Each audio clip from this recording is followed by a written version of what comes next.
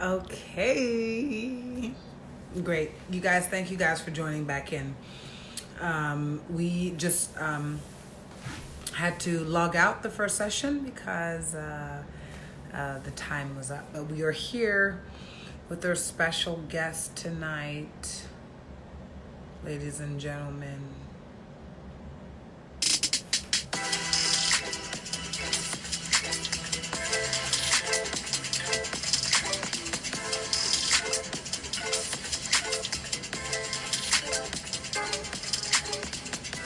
We're going to continue part two of our conversation with our special guest, Shenikqwa, tonight.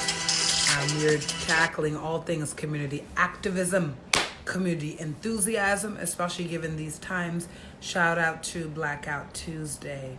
Guys, again, it's not too late. It's almost midnight, but we could low-key continue this forever. Put up your black posts and make sure that you don't tag Black Lives Matter or Blackout Tuesday. Anyways, let's bring back our guest.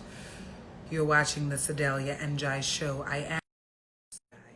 I hope that you guys are hanging in there. We're talking all things community activism, ways that you can get involved. Hi, alfalfa style. The Little Rascals. Yeah. My favorite. Welcome back. Thank you.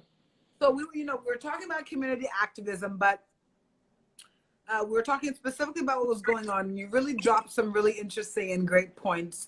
Thank you so much for that, Shenikqwa. We're so grateful to have you on here on the show tonight, guys.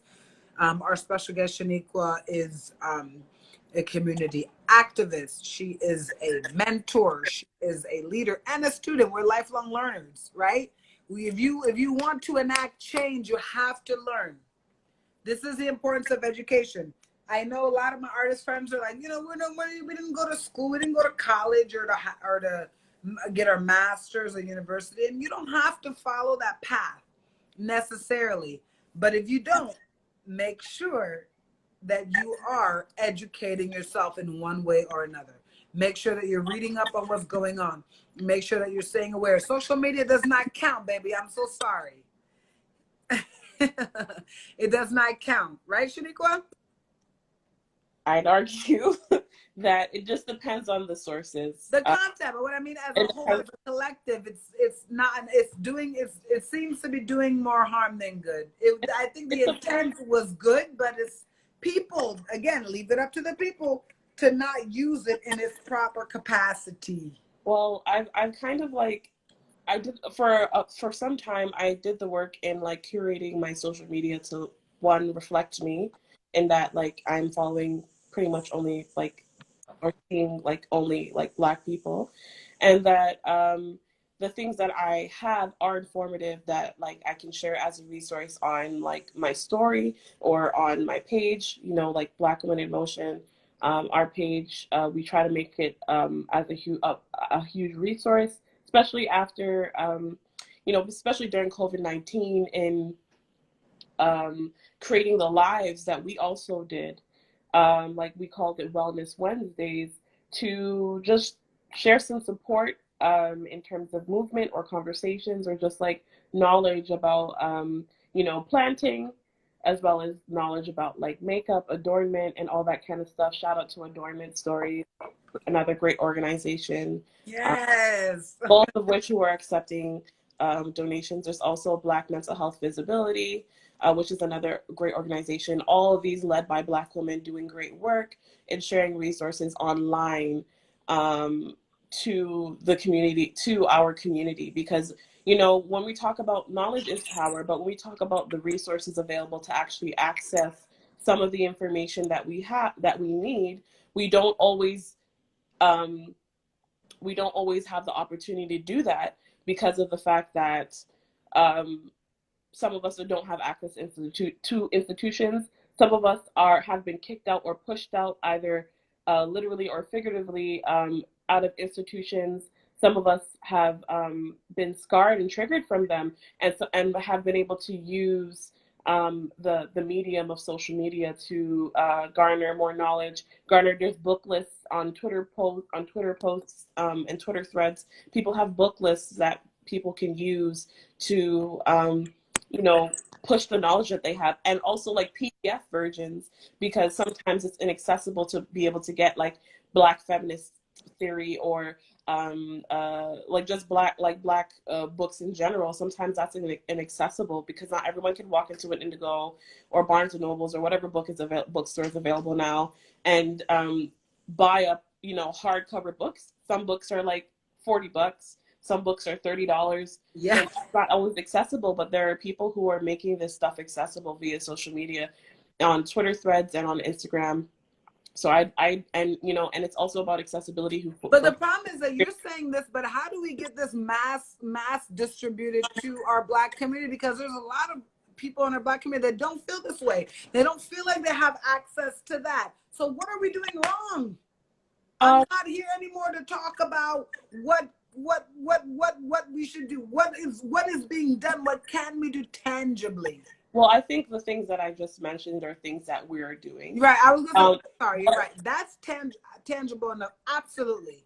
Absolutely. Other things that can be done is just like, you know, making ourselves open, available as resources for people to ask questions and to reach out when need be, right? So I think that's a part of it. That's not enough. Again, even you're making yourself available, babe. But those people don't feel comfortable. How the question shouldn't be, yeah, you can come out and reach out to me, but how can we make them feel comfortable enough to reach out? Well, what I'll say to that is that the personal is political. So however, I love that. Yeah, you're right. However people choose to exist at this moment in time is a political choice. People might not like be aligned with politics, but whatever they choose to do at this point in time is a political choice. For folks who decide to search and like research stuff, that is a political choice. For people who decide not to, that is a political choice, because we are all at different points of what we can deal with. And I can't come and say that I want that everyone. Do you feel like there needs to be education on politics in a way that is perhaps understandable or relatable to our community? Because I know a lot of people in our community don't deal with politics, myself included at one point, because I didn't have the knowledge or the educational capacity to deal with it. It felt stressful and overwhelming. That happens every day in life. You're like, this is too much for me. I can't deal with it. You know, how can we reach those people? Like, get them to realize that you can have a simpler, like, it's not simple, but you can have a version that doesn't discourage you from being a part of it, or from you denying that your impact and your voice and your vote can help a system that's fucking us up. Well, what I'll say is, I'm sorry, I'm so emotional. Yeah. Yeah, no, that's totally fine. What I'll say is that, like, I think that sometimes we don't always give ourselves enough credit. There's a lot, like, anybody that I speak to, and especially, you know, like, sometimes when I go with my friend Vanessa, who does youth work, when I go with her to the schools and stuff like that, all these youth have so much to say, even ones that don't get involved physically in like the core group.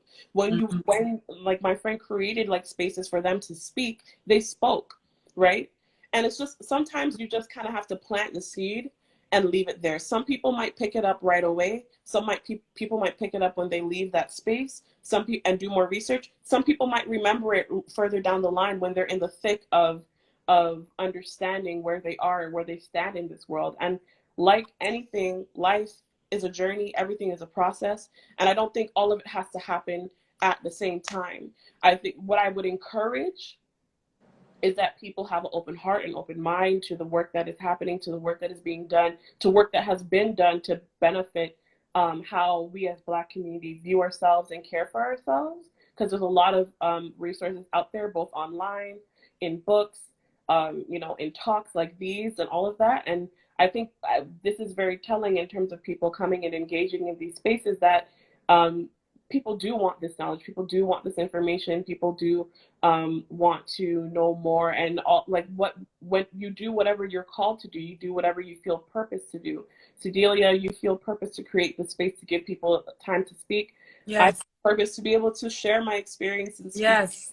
And people who walk in their purpose and like do and are driven to do that work, it will encourage and spark other people in other spaces to do the same. And that's all that we can do, because everyone is dealing with so many different traumas in You're terms absolutely right. of, like, you know, in related to like systemic oppression, and just like On top of at life shit, home. on top of regular life shit. Exactly. Just in terms of like being at home and trying to live and exist. Like, you know, that's why it's also like our existence is resistance. Like you being there, existing, going about your normal day, taking care of yourself, learning how to take care of yourself. That is also resistance. And all we can really do is take things one step at a time. And a part of that is not always feeling like we have to push and push and push, but also taking the time to learn, treating ourselves like human beings. Not everybody is meant to be outside in a protest. Not everybody's meant to sit here and talk. Not Yes. everybody's meant to like Our be like, visionaries and our you know, intellectual leaders back then were not doing that, honey. They were right. actually creating the structure and format and the concept and knew how to congregate people for a Black Wall Street, for instance. You know. And I also want to add that like what was I gonna say? Well, I want to you were adding something about the like contribution, like what all the roles and different ways that we can oh contribute. yes, here we go. So you know, when we talk about, a lot of times when we talk about our ancestry, everyone, like, we talk about the kings and queens. Um, and yes, we have royalty, but we also had the people who were feeding the community by taking care of the agriculture. We had people who were making the medicines to take care of the sick. People were taking care of the sick. People were taking care of the children. People were teaching the children. People who were telling the stories. People who within their lineage were to tell Shaniqua, stories. are you So telling me you believe that we need to recreate our own Black Wall Street, our own community with all these people actively playing their part? I think like the global Black community is doing everything to play to play their part. I think that what is happening right now, you know, in all the platforms, like, you know, especially like something like today, like on Facebook, there's some Black Toronto groups and some groups on Facebook that are always promoting Black businesses, Yes. and Black organizations that you know, are doing a particular kind of work, you know. So I think we're doing it, but again, we're kind of, like, Black people are, within ourselves, we're incredibly diverse. We're Some what? people, we're very diverse. That's true. Oh, honey, don't Some, I know it, honey? I'm so, like 5 people in one now. so some people are coming from different like cultural backgrounds, different like religious backgrounds, different political backgrounds, and the lot, right? So not everybody, like, I don't like the thing of everybody being on the same page might not be always attainable, but what we can do is just continue to create these spaces, continue to connect with each other, and do the work that we can, either within our pockets of communities, or and also still collectively doing the work to come together, because it's just a matter of like not putting so much particular kinds of pressures where there need not be, you know. Like, it's just a matter of like, if we're talking about letting people be, a part of that is like, not everybody's going to have the same religion, not everybody's going to have the same cultural background. You know, my father is from West Africa, he's from Ghana, and my mother is from the West Indies, she's from Dominica. Both Black people, both different cultures, right? And yes, there's, I can see the similarities. Like, I made sure to do the work of seeing the similarities, because that is super important to me, as a person with both identities and like both cultures. And I do the work across the board in seeing the similarities, but I also recognize that there are differences and where those come from, and that a lot of times those differences come from uh, colonialist backgrounds, in terms of like separating community and stuff like that. And some things we'll agree upon, some things we won't. But the most important thing is that, you know, we come together when things are important, and recognize that our Black lives, all Black lives, matter. You're absolutely right, Shenikqua. Thank you so much for that, because that was exactly my point, that no matter what happens, there is a lack. Let us say, admittedly, I am a truth speaker and a truth teller. There is a lack um, of Black communal gathering that is affecting us in a very clear way. It's very clear now. And now we're seeing it. Now we're like, at least my generation. I don't mean our ancestors. I mean our generation. I feel like we were comfortable. We were too comfortable because we felt like our ancestors did all the work and that we could live copiously and well with our counterparts who are still living life on a economic gain, global economic gain. Well, what I'd like to add to that though is that you know, I think things are going to look different. And I think Now people are mad. They're enraged. It's gonna look different. This is a repetitive cycle. History repeats itself.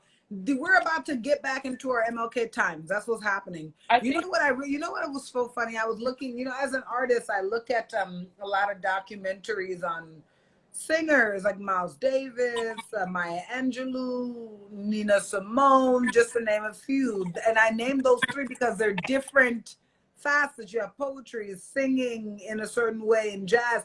But they all knew Malcolm X. They all knew, you know, MLK. They were all like kind of, if you think about how we are today, like me and you being here talking like this without our IG live, that's what they were doing. They were having parties and turn-ups like together, plotting against oppression. They were friends. They were all creating their own society and being their own one percenters. Yeah. Think about it for a minute. Think about it. Every documentary you see of a famous Black artist that is way before our time, they were devastated. They knew Malcolm X and Martin Luther King personally and other leaders. True. They were turning up together. I'm saying this to you guys to give it to you in a very I have a master's degree. You want me to give you those kinds of educational terms? Okay, but I'm trying to give it to you in a very understandable way so there are no qualms or misunderstandings about what I'm saying. They were all chilling, turning up together. That's how they began community activism that we are now living comfortably in as Black people, where we have just been chilling and even open, I tell you, open to inviting the white men into our homes and to our lives, so much so that we are creating babies with them. Consensually, loving them. They have created that opportunity, that platform for us to be able to see a life that is human. But clearly we have been complacent. Clearly we've been chilling a little bit too much. This is not, again, to talk about the decisions we've made to include non-Black people into our lives. That's not what I'm doing. I'm talking to you about, please tell me, Shenikqwa, if I'm wrong. You are the specialist, not I. That's why I have you on here. I'm just playing the devil's advocate.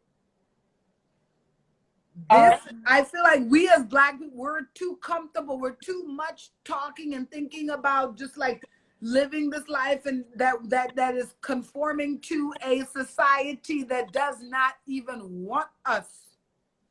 Well, you know, the thing is like, and constantly accepting, I will no longer be trusting you or bringing you into my life without concrete proof that you can be trusted. Yeah, I think it's a multi-layered. That's a multi-layered thing. In regards to like folks that you know, are in interracial relationships.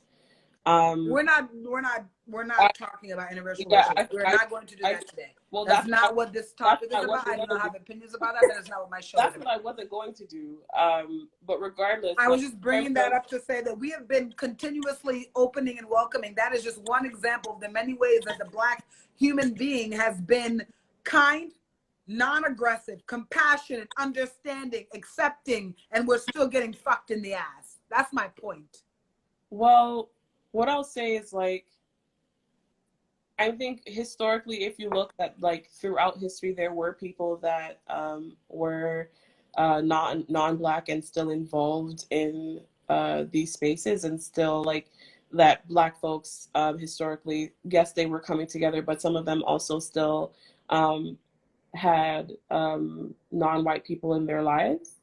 And that for me is not my focus. My focus is never people outside of the spectrum of what I'm dealing with. My focus is my community. So, Right, because that's where the work needs to be done. Yeah. I've never really considered or thought about things in that way, just Because that's not where it starts. You're right. That's what we call perks. well, it can become exhausting, is what I wanted to say. Okay.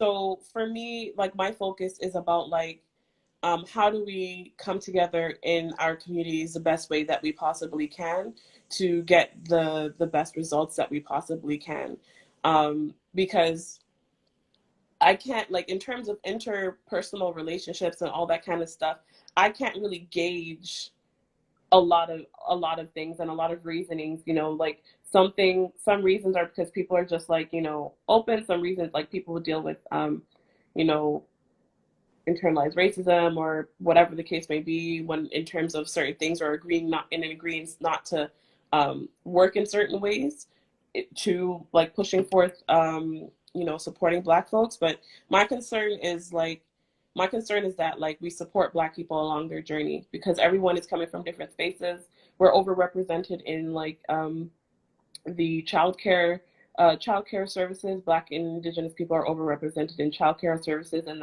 there's a whole ball game with that in terms of like, Black children that are being raised in like white homes and all that kind of stuff. There's so many layers to like why people choose to make certain decisions or choose to move forward in particular kind of ways. And my main concern is that Black folks are healthy, Black folks are healing, Black folks are taking care, and that they know where they can go to do that. And that's what I try to do within the work that I do with Black Women in Motion. As a community organization that has been created to dismantle like rape and rape culture, and educating um, educating communities about these things, but also providing like supports of employment, supports and like spaces for knowledge share. Um, so that's like that's a part of the work that um, Needs to be done. That is being done. needs to be done, and like that's where I stand. And I think that I want to say that I think that's where a lot of people stand. A lot of people stand with um, I just try to, like I've been learning. Shenikqwa, I'm so sorry to cut you off. Can you tell us a little bit more about this Black Women in Motion movement that you're a part of? Because you are right. You're talking about this. And I'm like, yeah, just to divert a little bit, there is an importance in dismantling rape culture, which is, again, all this is relevant, guys, to further facilitate the congregation, understanding, and mobilization of the Black community. Yes? So, a few years ago, I went to a conference entitled "This Means War," where I met Monica Samuel, who was the ED, and my friend Tiffany, who was a part of the organization as a program manager at the time. And at that time, I had never really been in a space where people were talking about like dismantling like rape and rape culture in a way that was directly related to like Black women, and providing agency to like Black women and Black folks, and understanding like where these themes come from, understanding how pervasive that like rape and rape culture is in terms like through media literacy, in terms of how things are advertised to us, um, um, how things are shown to us. Like for instance, American Apparel has some really risky advertisements. Totally. When they Totally. were doing their things, and then you later on find out that the owner was actually sexually assaulting and manipulating the models for sexual favors and stuff. So like that speaks to the mental of the like the creator of this brand. That's his mental capacity. Of course that's gonna translate in his freaking advertisement for a brand. People aren't getting that deep, right? And just like a lot of other brands that particularly use there's a person behind the brand. Sorry, that's all I want to say. There's a person behind the brand. Yeah. And that person's mentality is thank you. Sorry. And it's also like even just in advertising as to how they use women's bodies to as objects to advertise things, but also like how that can shift when it's like when you see like when it's like Black folks that are in these advertisements. You know, a lot of times, you know, like we had a lot of uproar like with H&M in terms of like the hoodie that they made the young Black child wear, or uproar about like Michael Kors and the appropriation and whatever. But like all these things are tied into the way that like rape culture and racism and all these kind of things can be normalized. And No, the fact that they think that they can go ahead and distribute those things publicly when Black people are funding a lot and a large portion of this economy is a blatant, in my opinion, disregard. If you don't see that, you need to look it up again. yeah, so for me, it stood out to be it like for me that really stood out when I went to that conference.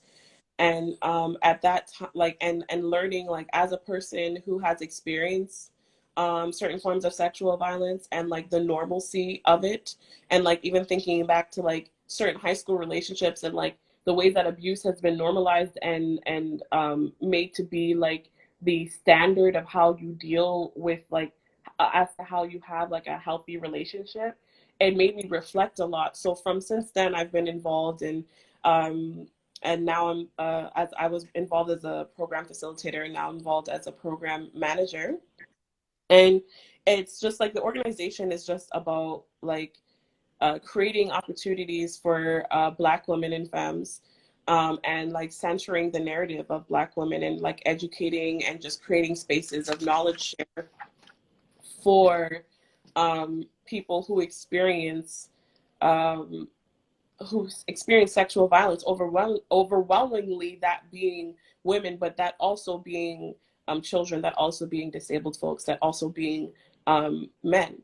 So, you know, it's about breaking down the narrative of white supremacy and and toxic masculinity that affects everyone. But also our goal and the work that we're doing is about centering Black women's voices, all Black women's voices, experiences, and you know, just not not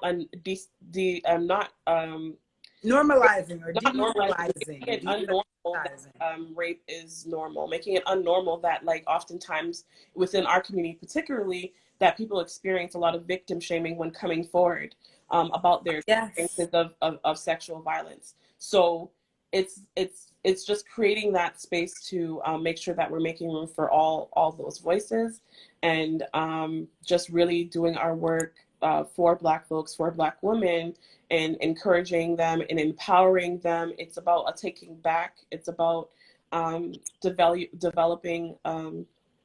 It's about that resistance to these narratives of violence against Black women's bodies that have been rooted in slavery and have been rooted in white supremacy and in patriarchy that can be perpetuated by anyone. And that's just the work that we're trying to continue to do with Black Women in Motion. So thank you so much for that. So I understand that, you know, we have this Black Women in Motion. And I did want to just ask you though, and generally though, outside that, we understand and we observe that there are perhaps these same factors being constantly, you know, displayed within the Black community, not just within women, but with men too. So I ask you, Shenikqwa, you know, what are the assumptions you think of the Black body? And then like, how does being sexualized affect our psyche as Black men and women?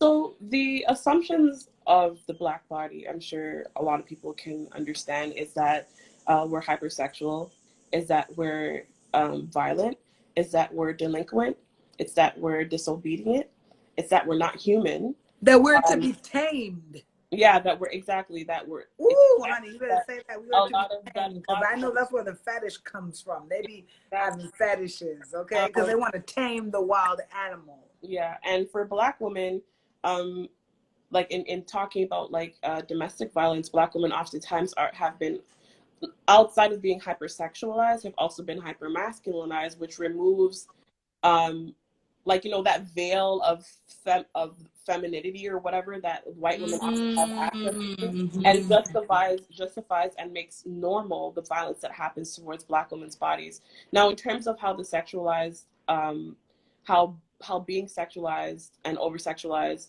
and that has to do with Black men too, in terms of like them being hypersexualized, and that idea of control and all that kind of stuff is connected for them, that too. And now how that can affect the psyche is that it makes it hard to view Black folks as humans, because you don't see them be outside. You don't see Black people outside of whatever your fetish is and whatever your sexual as essentially it's a product model, isn't it? Sorry? Essentially it's a product model, isn't it? Yeah, exactly. And it also assumes that the sexual nature of anyone who is a part of like our community, in terms of, and that being based on their skin color, in addition to the ideologies that I spoke just a while ago about Black bodies, it like when that is added together, when the people who are from these communities, when Black people talk about or open up about their experiences of sexual violence, the assumption is that no one believes it, because the assumption is that we're always in wanting of ready to go. No matter always the assumptions that we're ready to go, right?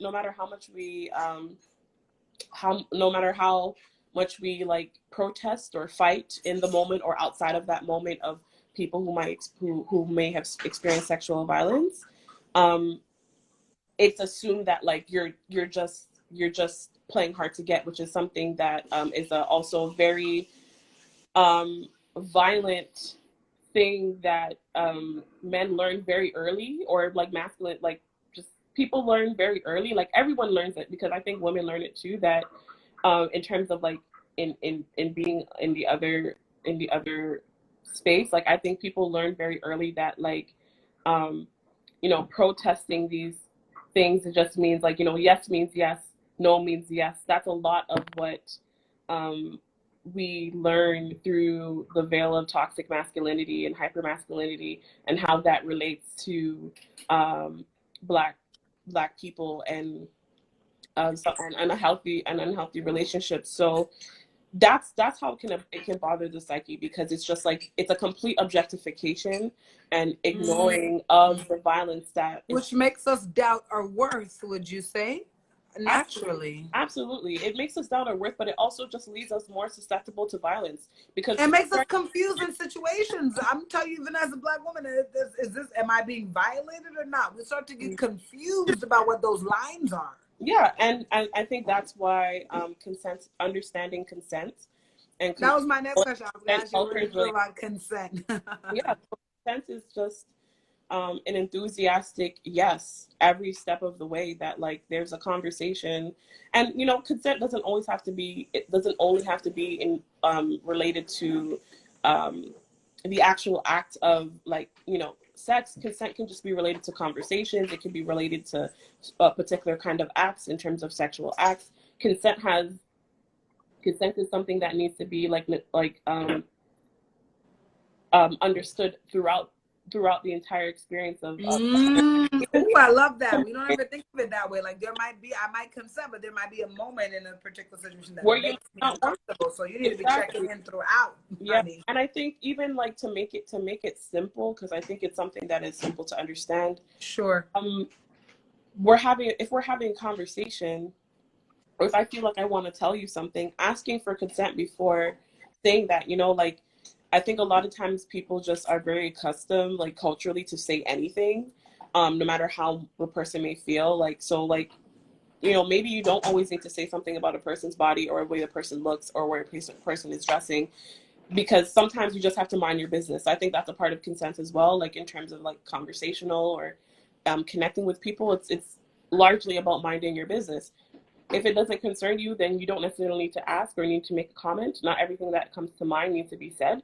And sometimes you need consent to make certain jokes, have certain conversations with people. Oh my God, I'm so happy you mentioned that. Like, it's like the comfortability with someone. Like, I really resent, I'll be honest, like people who just assume that they can exhibit a certain level of comfortability with me when I'm like, you don't know me, you don't know, you know what I mean? Like I have levels and you have to earn that kind of trust and pride and appreciation. Don't just be coming at me talking all crazy and wild, even in the workplace. You Absolutely. know, I'm so happy. Please talk more about that because I personally like feel very conflicted. Like, Mm-hmm. you know, and I was like, am I conventional? Am I conservative? Obviously, I'm not. I'm a talk show host and a spoken word artist. You know, Having inappropriate conversation and not being. I'm like, don't bring that shit around me. That's not okay. No. Yeah. So that's just a part of like what consent is, but like overall in connecting it to like the work that and it's also like consent is also about capacity, you know, like asking people like, can you have this conversation right now? And just like asking for consent before you just like kind of verbally or like mentally dump on somebody, because sometimes not everyone is able to take things in. And just like I love your concept of consent. I think we could apply it to everything almost, right? Even me, as you're saying it, I'm like thinking like, even if I have a bad day, can I just like, even though it's my best friend, like if I'm being really selfless and considerate, I'm like, babe, I'm having a bad day. Can I tell you what it was like? Like it could be very innocent, but that consent is just a matter of a phrase. You're right. It's care. It's care. Like it's kindness, it's care. And when we're talking about community and creating space for community, it's a huge component to like being able to support each other. And it's a learned practice. Like it's not something you're gonna get right away. You might falter, you might whatever, but like consent is something that is mandatory and necessary for us to be able to move forward in healthy ways and supporting each other. Because like whether we're having conversations or we're at the workplace or you know, people are having sex throughout the whole entire, no matter what it is, consent is super important lifestyle. I don't want to call it a concept.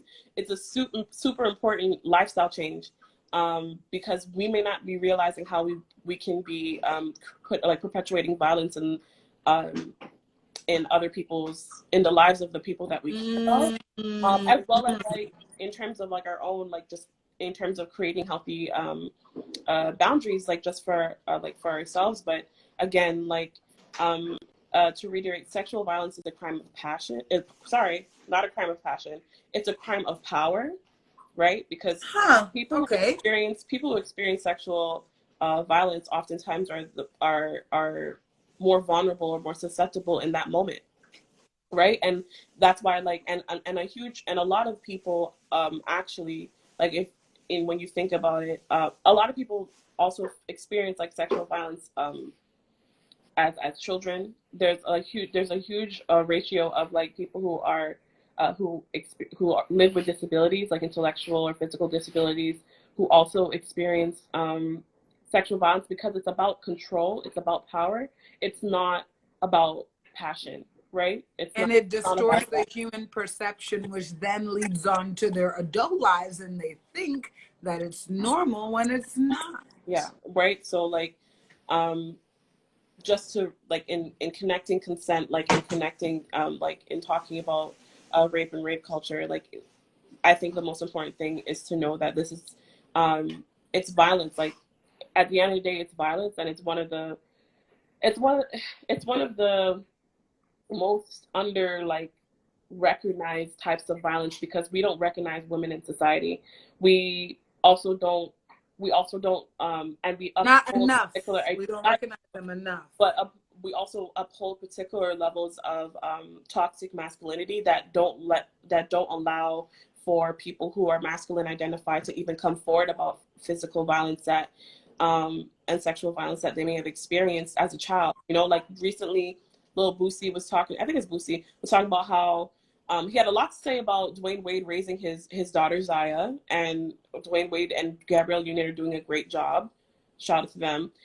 But then when talking about, but then turned around and started to, and continued to objectify women, as well as put his son in harm's way by saying, oh, you know, I taught my sons early about women and made a women come in and give sexual favors to my son. That is violence. He perpetuated the utmost violence against his son, right?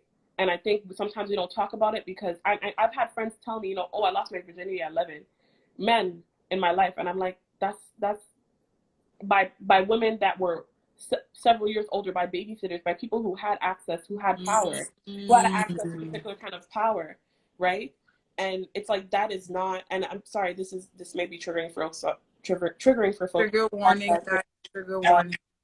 Saying, but it's just to put into context the ways in which that white supremacy, patriarchy, how it affects everyone, right? So what the work that we're doing at Black Women in Motion is to also encourage like everyone to know that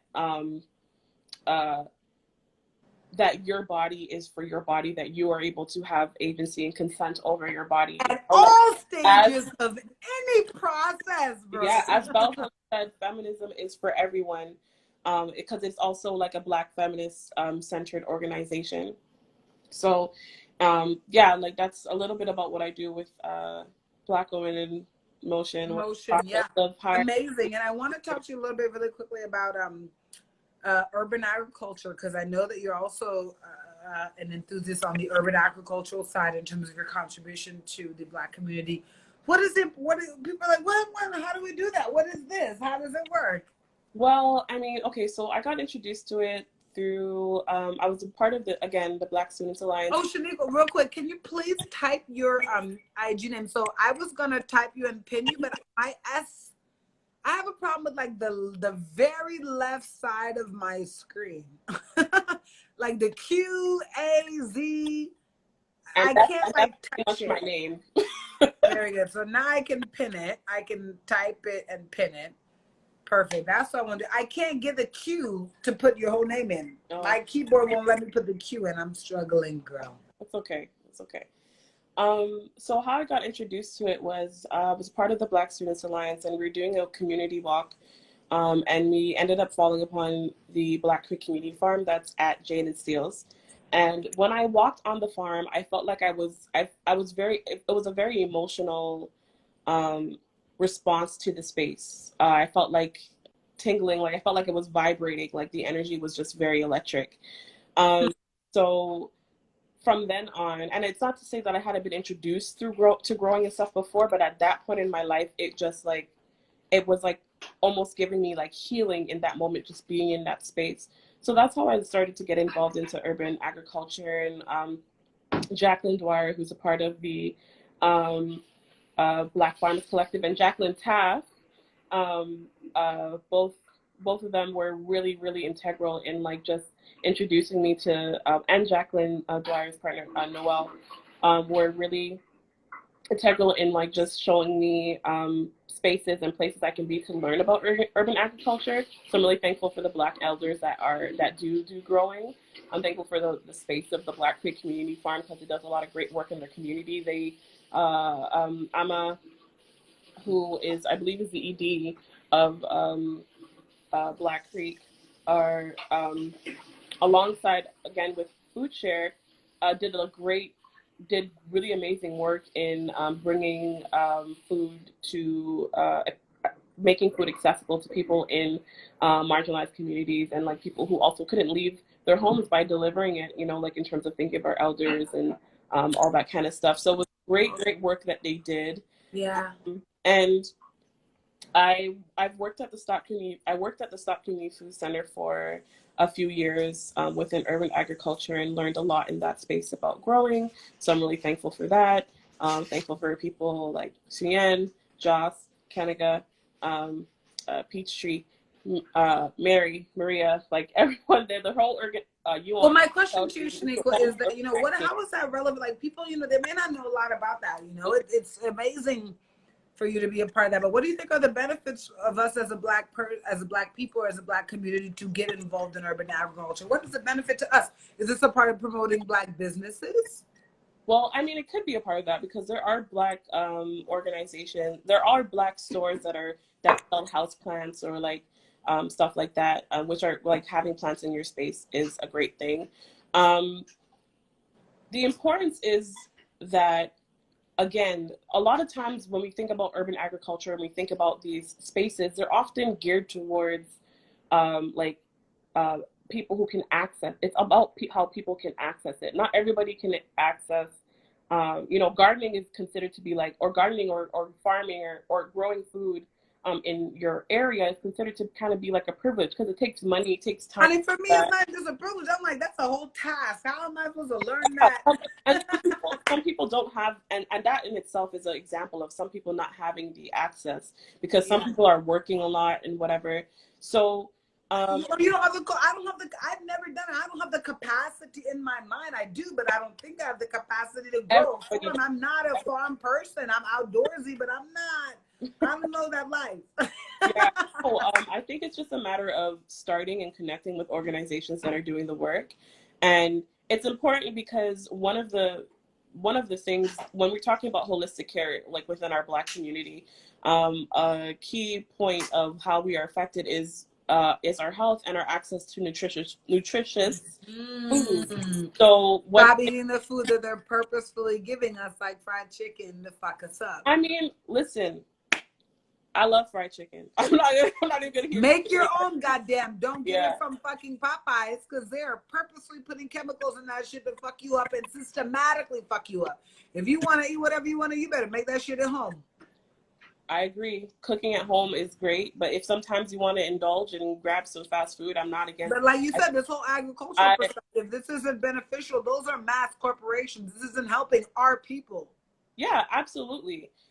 Again, I just want to mention like the aspect of like balance and like, you know, meeting people where they're at. Some people are able to completely denounce those spaces. Some people aren't. Some people are in the space to do so. Some people aren't. But in terms of like wherever we can start the journey, darn it, for them to denounce them. Be like, you can only go there once a week. But a lot like weaning off of alcoholism or cigarettes or any other drug. One, you gotta start to get away from it slowly. Yeah. But like as like just in terms of just starting out, like you can maybe volunteer at a community garden. Like I know that Black Creek Community Farm, they take volunteers and have volunteers and stuff like that, and as well as other farming, as well as like, you know, looking up like community food center, not community food center, sorry, but look, well, yeah, if you need access to food, looking up community food centers. Oh, yeah. And food banks that are accessible. That's what I was gonna say. Food as bank. well as Food Share has like a good food box, and that where they like make a box of food for like an affordable rate for people, and it's like fresh and like nutritious food. So like there are ways to access and like support. You can even like maybe connect with these organizations. Maybe say, hey, I want to start a balcony garden. You know, if you might not have access to green space. So, you know, it's just about if you're interested, connecting with those spaces that do the work. Balcony garden. You mean like when I go to Lavelle and I see that porch with a little section, or what do you mean balcony garden? Balcony garden. So like if you have a balcony in terms of like in your apartment. Oh, you mean in your, okay, then you can like start to grow small stuff. Oh, I'm starting.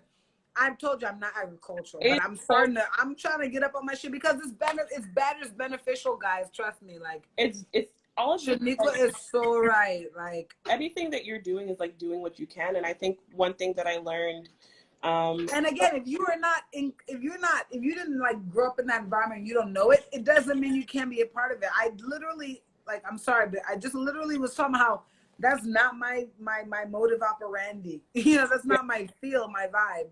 But it's just I'm not gardening. I love nature, but I'm not out camping. I'm glamping, honey. I'm not, but that doesn't deter me from understanding what's best for my health and adapting or readapting, whatever you want to call it, to what's necessary for my mental, physical, and spiritual well-being. Yeah, and I'm not letting my comfortability get in the way of that. Yeah, support organizations that are doing that work. So for instance, like Food Share, that they have a food box. Like if you have the access to buy it, you can, but they also have some food available for folks who may not have the access. And you know what I learned, you know, what if I can be encouraging at all in terms of like why you might want to get involved or why you might want to get started, is that what I learned from growing what I learned from like engaging with the earth and like growing food, it's like about it. It's like it creates space for people. It creates community. It's also a very healing space. It creates like a connectedness, and also just makes you more aware about the environment around you and how we take care of that environment, right? So like, Right. you know, maybe you might start recycling a little bit more intentionally, or maybe you might start setting aside your food scraps and Mm. like composting, and not start a compost. Maybe some people might have the capacity, but just composting in that like you are throwing away your food waste in the proper receptacles, and like whatever the case may be, just making us more environmentally aware to Right. support like the world, that the earth that supports us, because you know Exactly. You have when to you do engage that. with the earth, it actually like there's healing properties in like putting your hand in soil and like just really getting into it Mm. and whatever. And if it's not growing food that's your thing, you might want to invest in some easy care house plants.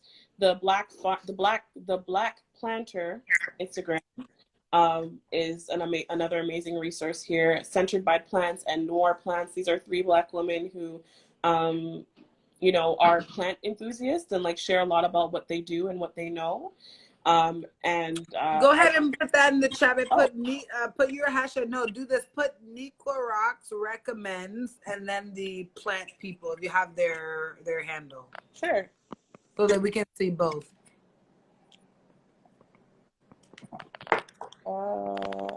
I'm gonna do that in a second. I just want to finish my point.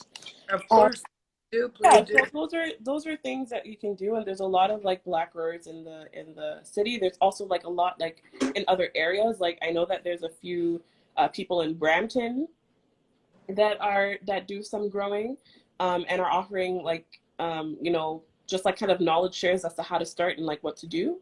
So Interesting. Okay, so we'll I have can to bring I them can on the show. Then you'll give me a recommendation. We'll bring them on the show so you guys can learn a little bit more about very specifically this urban ag, like specifically just a whole show about urban agriculture. Because I think you're right, Shaniqua. That's an avenue that we need to explore more, and it's just an extension of supporting Black businesses, but ensuring our own health and well-being. Yes, yeah. absolutely. So thank you so much for that suggestion. Go ahead and put that in the tag whenever you get a chance. Just because again, my cue, I'll put it in there, but I don't know the name of that organization that you're recommending.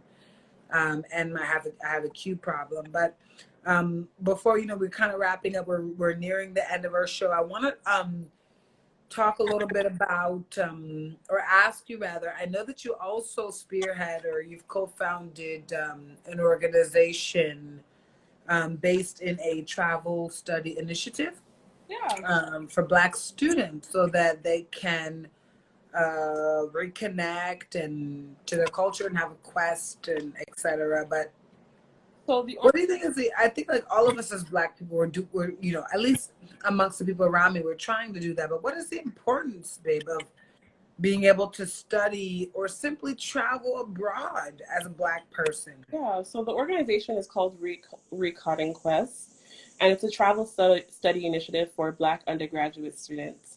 And we created it because my sister Vanessa and I created it because, and I'll tag it also up below again. We created it because we went to a conference in Ghana, and it wasn't really like we didn't really enjoy ourselves. And I'm so sorry, babe, to interrupt. Is this? I saw your comments. Is this I'm trying to decide which one to pin. You put the hashtag. I mean the handles of Black Panther Noir Plants and Tree Plants. I'm gonna go ahead and pin that. Is that okay? yeah, that's fine. Okay, good. Yeah. And I'm gonna put Those are the you guys. Those are the Black community and Black Creek plant organizations or urban agricultural organizations where you can support Black businesses. Okay. I also put Recon and Quest in there if you can pin it. So Yeah. Recon. Yeah. Okay. Recon and Quest is again a Black study initiative created for undergraduate Black students to have the opportunity to travel, and we did that because Created for or by for. by and for undergraduate Black students. Okay. And we did this because there was a need for Black students to have the opportunity to travel abroad and have the opportunity to further understand um, their like. It's not only about like culture, but it's further under like have the opportunity to like um, do research within spaces that like are they're connected with, and just like and like in the African diaspora. And why we did that is because a lot of times like in research that we've done at particular universities, a lot of times organizations universities encourage universities encourage um, Black students. They don't often encourage them to go to African countries, right? And there's a lot of work and like and there's a lot of work and scholarship that are coming out of these spaces, and they're not always encouraged. Students in general are not always encouraged to go to African countries, but then you'll see like this kind of white saviorship that happens with like white people taking pictures with Black babies and like all that kind of stuff. So we're trying to negate that narrative and actually create a space where we are having a knowledge share, where we're going and like learning from the spaces that we're going into, and use and just like properly fostering an environment where they can use that information for their own like personal study and their own personal research projects. And that also gives them a bit of a leg up in certain spaces, because oftentimes you go into rooms and some white folks have been able to travel to Africa and they say, oh, we did all these things and all that kind of stuff, but that's not always afforded to Black students because of the affordability of it. Exactly. So, the travel itself, the cost. The travel cost itself. And that was the number one reason as to why a lot of Black students could engage in travel study initiatives. So we created ours because we wanted it to be affordable, and we wanted it to be deliberately towards Black students. And we also, how are you making it affordable? People are like, okay, we hear about all these great initiatives. How are you making it affordable? So the cost that we put forth is like very minimal in regards to what. And you can, with this initiative, you can gain sponsorships and all that good stuff, right? Like exactly. Vanessa and I have traveled several times to connect with organizations in Ghana in wanting to. I was gonna say, get the African discount price of the connections in Ghana. Yeah, so definitely do the work in connecting with the organizations and just really pushing forth that aspect of it being a knowledge share, and that like it being just an overall share in terms of resources, in terms of like just connecting with communities and connecting communities, and just wanting to encourage the students, you know, eventually to be able to go to these spaces themselves and denounce the narratives that these spaces are negative, or these spaces are not safe, or these spaces are not accessible to Black, like in terms of the African diaspora, right? Because outside of South Africa, there's no real encouragement, particularly in the universities that we did research in, to travel anywhere else. Like maybe maybe Kenya, right? Outside of that, you know why that is? Because everyone here or in North America thinks that Africa is safaris. Yeah, exactly. So it's just pushing a particular kind of narrative that we're not like. Most travel initiatives, like for students, is just pushing a particular kind of narrative that we want to kind of change for undergraduate Black students, and specifically for undergraduate Black students, because they don't always have the access. Like grad students might have a little bit more access in terms of being able to access funds, but undergraduate Black students don't. So we try to don't always have that opportunity, particularly in the places that where we encourage to go. So we had our first cohort in 2019. Go to Ghana. 2019. I will cut you at 2019, 30 seconds. Oh my God. Yeah. But where does the time go? We're going to come back in again because it will cut us off, ladies and gentlemen. Please forgive us, Sean Bisadelia and Joshua with our guest, Shenikqwa. We're gonna log off, and we're gonna be right back on automatically. Okay.